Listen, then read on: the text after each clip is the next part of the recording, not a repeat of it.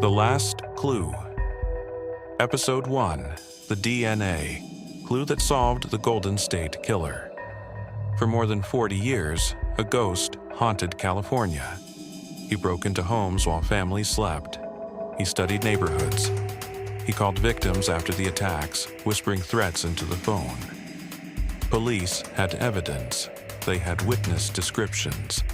They even had DNA. But they didn't have a name. For decades, the killer remained invisible, until one small clue hidden in the past finally revealed his identity. Every crime leaves evidence, but sometimes one detail changes everything. This is the last clue. The story begins in the mid-1970s in Sacramento, California. Residents began reporting a series of disturbing home invasions. The attackers struck late at night, entering quietly through unlocked doors or windows. He would wake his victims, bind them, and terrorize them before disappearing into the darkness. Police eventually gave the suspect a name: the East Area Rapist. But investigators quickly realized something terrifying. This wasn't a random criminal.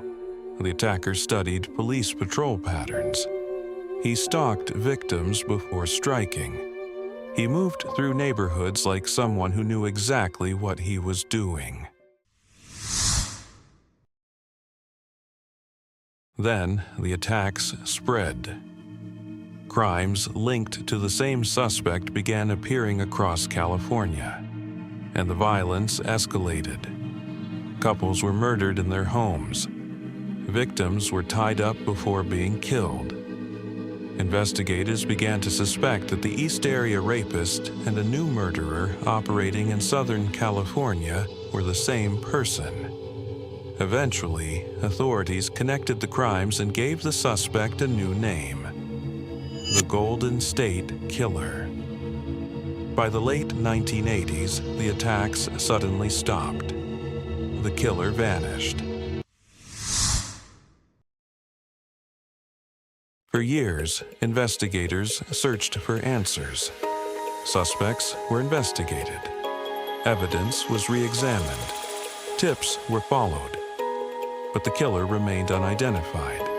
The case slowly went cold. What detectives didn't know at the time was that the evidence they already had would eventually solve the case. They just needed technology that didn't exist yet. In 2018, investigators decided to try something new. They used a technique called genetic genealogy. Instead of searching criminal DNA databases, detectives uploaded the suspect's DNA profile to a genealogy database used by people researching family trees. The results revealed distant relatives of the unknown suspect. Investigators began building family trees, tracing generations of relatives.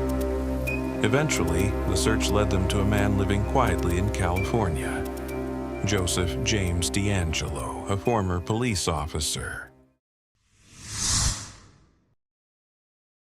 Investigators began secretly watching DeAngelo.